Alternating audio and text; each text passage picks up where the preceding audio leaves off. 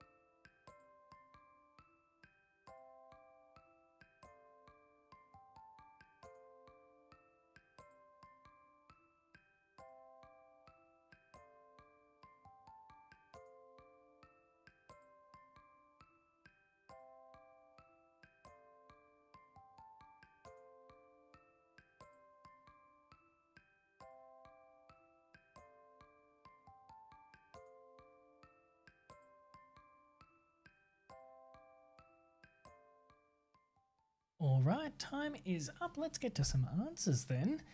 So this is a case of trigeminal neuralgia. It's got that characteristic severe, sharp, intermittent facial pain, often triggered by chewing, brushing teeth, or similar kind of activities. There are a lot of other things that can go along with that as well, and some of the more common things are going to be TMJ dysfunction, temporomandibular joint dysfunction. For the exam itself, yes, you're going to have to spell that out. Remember, we're not using any abbreviations.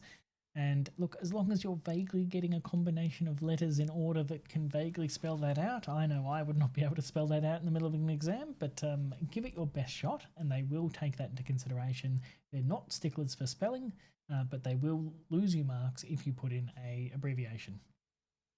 Of course, this can also be dental pain. Yeah, it's probably less likely in this setting, but dental stuff is hard, which is why it's its own full profession, and so just on face value here, there's not enough information to definitively exclude it, even though there's hints away from it, and so it still would be an accepted differential.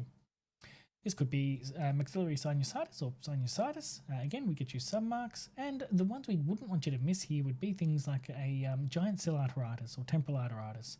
Of course, this can also be much less likely, but I think you still would scrape a mark in if you really had to. Things like a first presentation of multiple sclerosis, remembering that you can have all kinds of weird and wonderful things that actually give you that first manifestation. Of course, if we're going for the big bucks, hopefully you've got trigeminal neuralgia here, and of course that might lead into perhaps the next question. So, let's get 2 minutes on the clock, and your time starts now.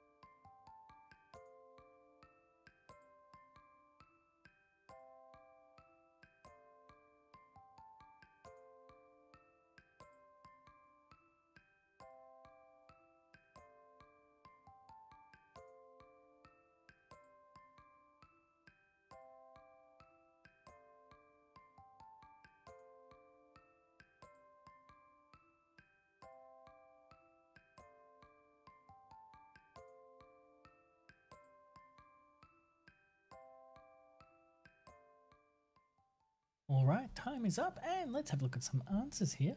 This one's intentionally a little bit tricky because, as most of you are probably aware, trigeminal neuralgia often has 0 findings to investigation. But with this question here asking what are appropriate to confirm the most likely diagnosis, that then puts us onto a path of excluding the other big ticket items that could be there. Of course, best bang for buck is going to be an MRI of the brain. With this, we're going to be able to exclude things like multiple sclerosis, as well as looking for things like swelling of the superior cerebellar artery, SCA, which is commonly what actually compresses the nerves, which gives you the trigeminal neuralgia symptoms. And so that's definitely going to be worth more marks than anything else. Of course, we didn't definitively exclude dental abscess, and so dental X-ray or OPG would also be accepted.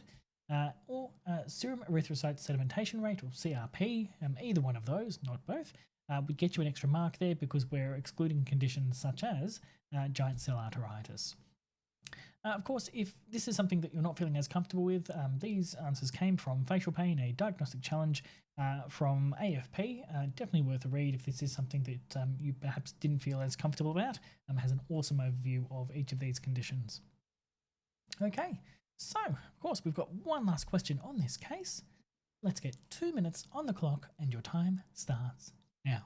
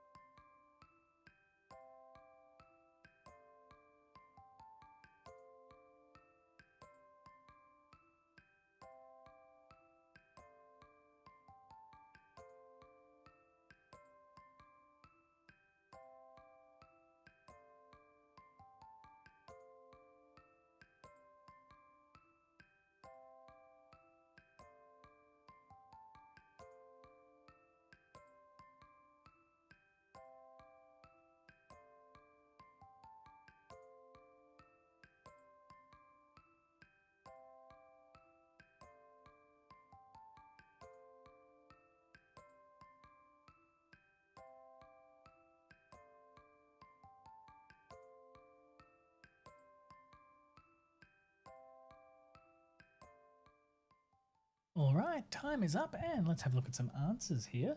And of course, this is a question that has come up before, and surprise, surprise, it will come up again. You'll find these kinds of questions can be repeated time and time again in exams, so common things are common. We should know them pretty well. Of course, the big ticket items we want to be warning patients about for infusions is allergy, or in particular anaphylaxis. Specifying either of those is going to get you marks. Anytime we're bypassing the body's normal defense systems, we have to be very mindful of big allergic reactions and allergic responses. Next big thing that is one that I think a lot of people actually forget about is hypophosphatemia. Important not to miss because one, sadly, it's common. Two, it can be very serious. And so you need to be warning patients about the fact that as the body consumes the iron and uses up the iron from the iron infusion, it's also going to use up a lot of the body's phosphate. If that gets too low, they can actually become quite unwell. They can become confused. They can have unusual neurological symptoms, even seizures, coma, and death. Death is obviously pretty rare, but given this is something that's really easy to fix, why not fix it? And something as simple as a can of soft drink, a can of carbonated drink will do the job. They just have to drink one of those a day for a week or so after the infusion. Job is done. Can be diet stuff, go for it. But just something that has that phosphate, that effervescence in there does the trick. We used to, I'm going to tangent for a second here, bear with me.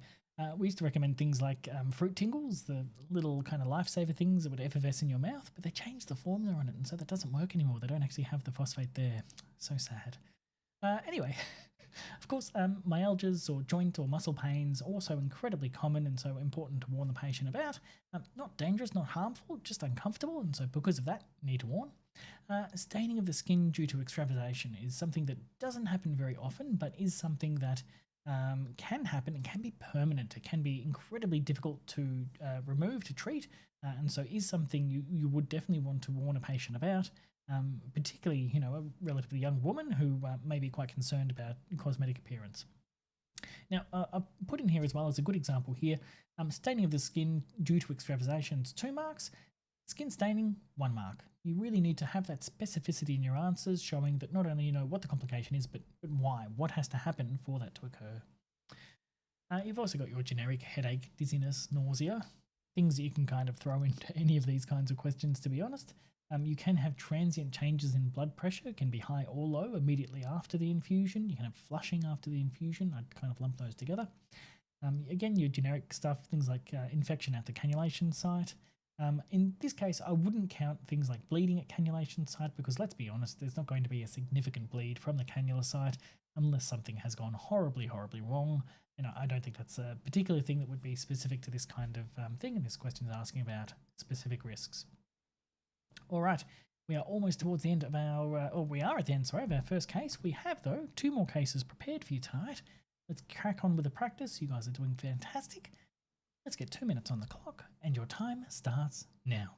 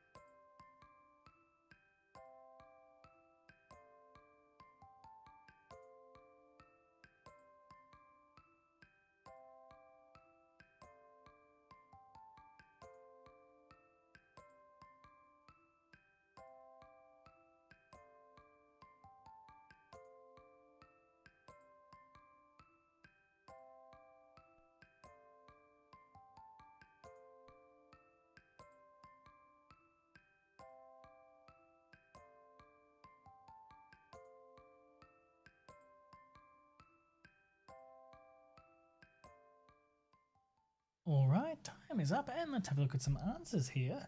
Now, sometimes they're going to give you some of the answers in the stem itself.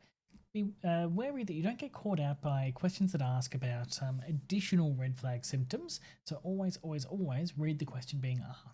Of course, the big things here we're going to be worried about are things like cauda equina syndrome, so bladder or bowel dysfunction, which can suggest cauda equina. Any kind of worsening or progressive neurology is also going to be worth lots of marks there. Certain risk factors include age. So age over 40 or age under 15 are the 2 higher risk brackets for back pain. Any kind of unexplained weight loss, any night pain, any history of cancer or new onset of back pain in a patient with a known cancer should also be raising your red flag status. Pain at rest as well.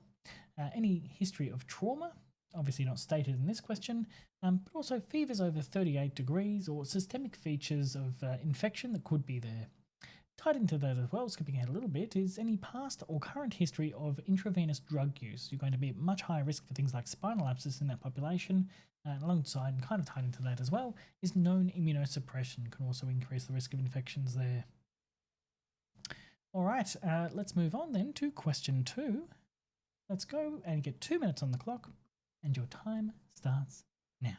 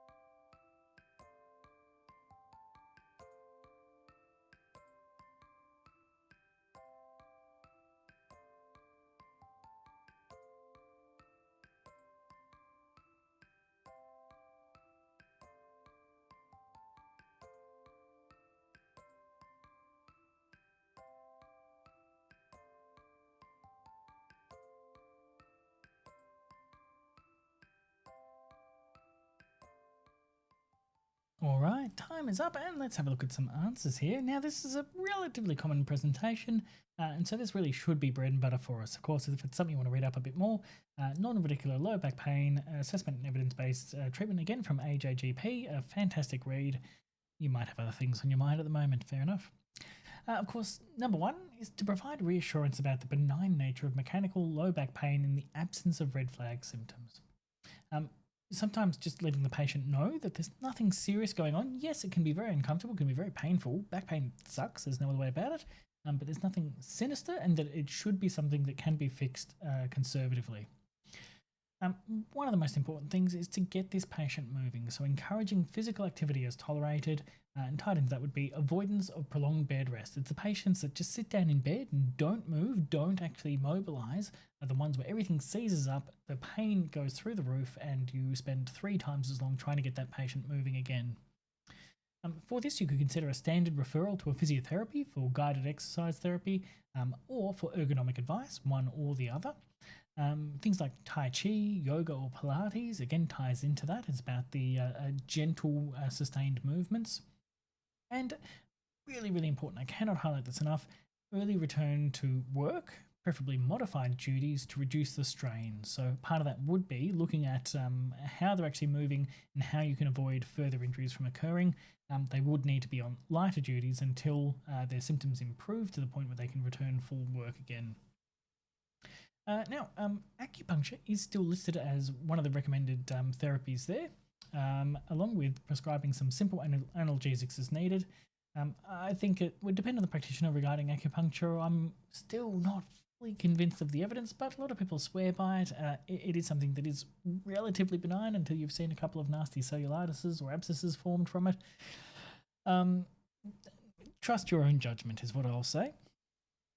Of course, we do have an extra question here tonight, so let's get 2 minutes on the clock and your time starts now.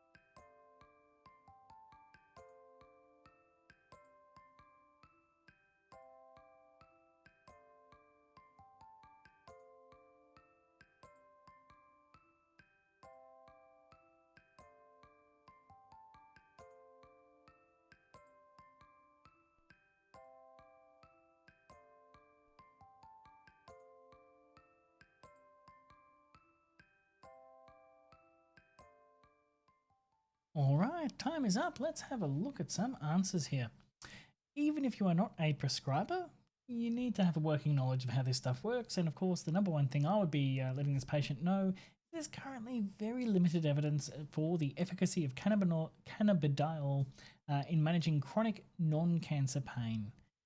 So probably not a role in this case in particular.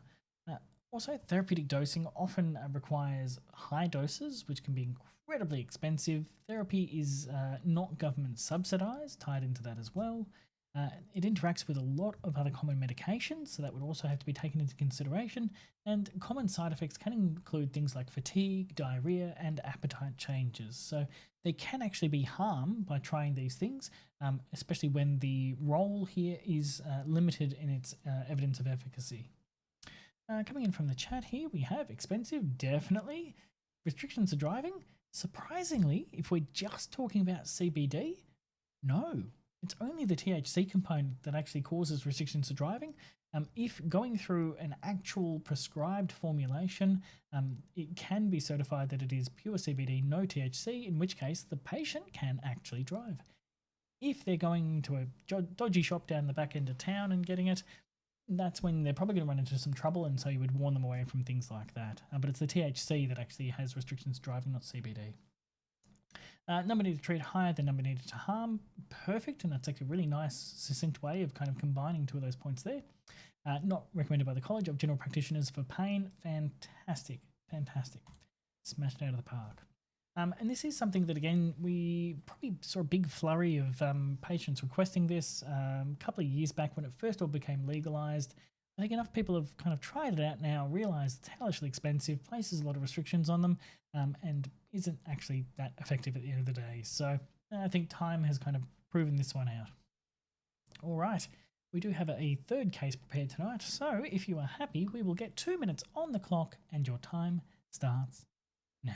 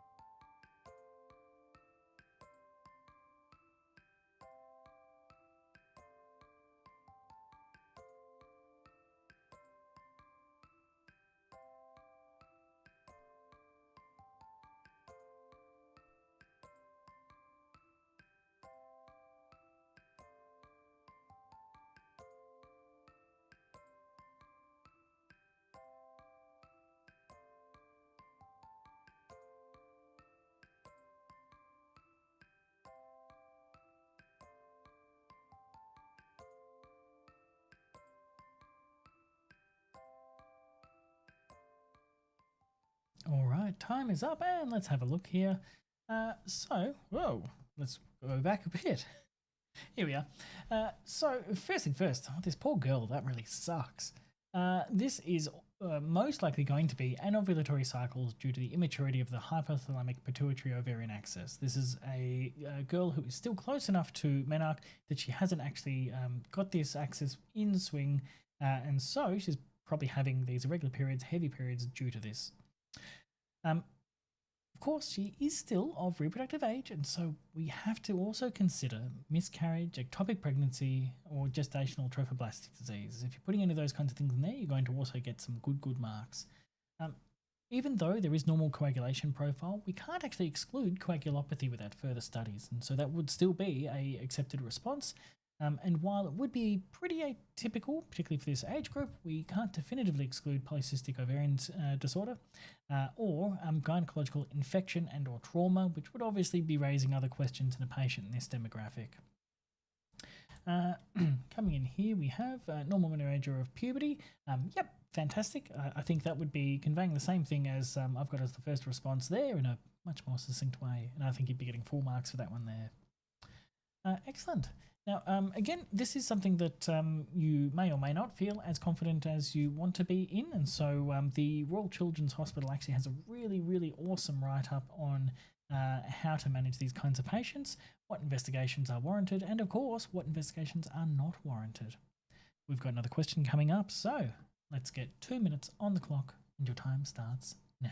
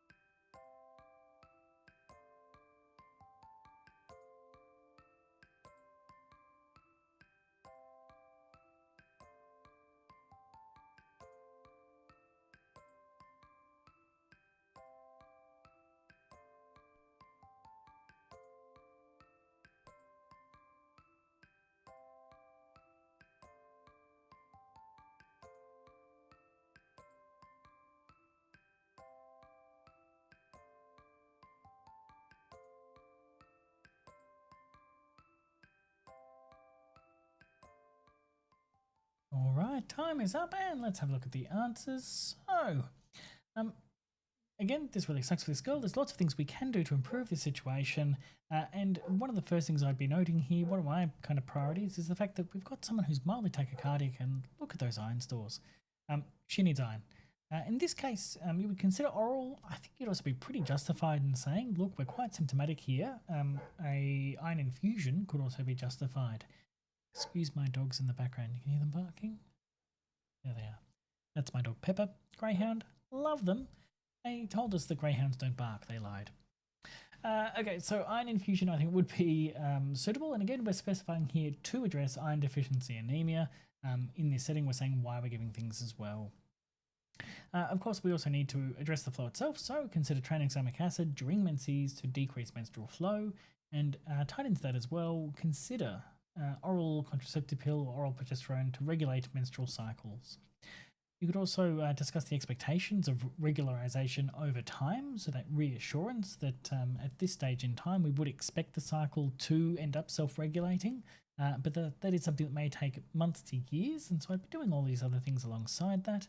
And of course, for a patient who's already tachycardic and anemic, I'd also be discussing the red flag events or triggers for emergency department attendance. Even though they're saying they don't want to attend now, I'd be making sure we've got that safety net in place to follow up so that if things don't go according to plan, they know what to do. All right, so I'm intentionally trying to keep it a little bit brief tonight because I'm mindful you need sleep as well. Let's get 2 minutes on the clock for the final case for tonight, final question for tonight. Your time starts now.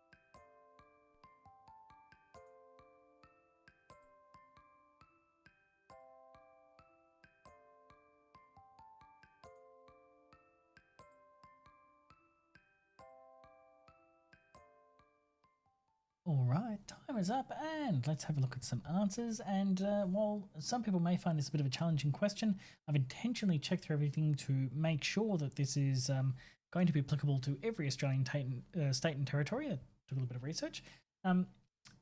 Some really important things here is that in this circumstance, the law is very clear. Any sexual activity would be illegal, and that as a medical professional, you are a mandatory reporter for any sexual contact or abuse. Really important that you would have to specify these things. This can be tricky because you also don't want to lose engagement with that patient. If they do go on, you don't want to have them not be willing to seek medical attention for fear of that. And so I would also take that same opportunity to say, look, regardless of anything else that happens, here are things you need to know if you are thinking of becoming sexually active with anyone. The importance of STI screening, and I've caught myself out there because we should not use the term STI. We need to spell that out as sexually transmitted infection to establish a baseline, or tied into that as well, ensure that, I've said neither partner, that should be, ensure that neither partner or either partner has any pre-existing sexually transmitted infections. Get testing done to see if there is risk there. Educate on barrier protection methods, to recommend vaccination against HPV. I've caught myself on another abbreviation. Oh no, I've done it to myself. Hepatitis B, if not already received, I'd be checking their medical records for that. Encourage Emily to discuss sexually transmitted disease testing or prevention openly with any partners to ensure mutual understanding and commitment to safe practices. And of course, provide information about emergency contraception as well as contraceptive methods for pregnancy prevention alongside condoms, so in combination. Coming in from the chat here is definitely excellent points for number one, spot on. I am mindful that these laws do vary state to state, and so you do need to check your state-specific things. In this case here, yes, that is 100% correct no matter where you are. Two, also talking about consent is fantastic. Not on here, but mate, 100% marks there. Three, I think three would probably overlap a little bit much with two, and so I would encourage you to diversify those responses a little bit more. The disclosure, yep, ties into you being a mandatory reporter, and condom use, fantastic. So again, education around safe sex practices. I'm probably going to have this video flagged now, I've just realised. Oh well, worth it. This is something that is fair game for the exam, is something that you need to know. Regardless of where you practice, you need to know your mandatory reporting obligations and what conditions would fall into this category. Alright, so well done. You have made it through another Wednesday. Of course, we are coming up to the exam itself. A congratulations to everyone who has made it this far. Best of luck for those who are sitting or starting sitting this weekend. Again, the fact that you're sitting here watching this at 9:15 on a Wednesday night is testament to the fact that you are studying and practicing, so very well done. I'm mindful of, I tried to keep tonight relatively brief so that there is the chance for you to get a bit of study in, but also make sure you're sleeping in the lead up to the exam, and so I will leave things here for this exam. I'm not going to run a live stream next week. There's some stuff going on that you probably don't want a camera pointed at. Details in the future. Be aware though that for those who get through this exam, we are going to be still doing some CCE practice. So if that is something that you intend to sit soon, jump on in, join us, and we'll be doing CCE practice using, I was about to say Skype, geez, I'm showing my age here, using Zoom in the exact same format they use for the exams. So again, you can worry about that later. Get through KFP. You are going to smash it. You are going to do well. Spend these last few days just doing as many practice questions as you can. Find as many little tips and tricks. Give yourself a little bit of time off as well. Get some sleep. Eat right. Drink coffee. Coffee's great, but sleep also. With that, I will leave you guys tonight. So all the best, and I hope to hear from you about how you found the exam, and we will go from there as well. And Kane's long laryngoscopy. Not far from the truth. All right, I will catch you guys. I'll be throwing these videos up, but otherwise let me know how you go on the exam, and I look forward to seeing you all for CC practice before too much longer. Take care, good night.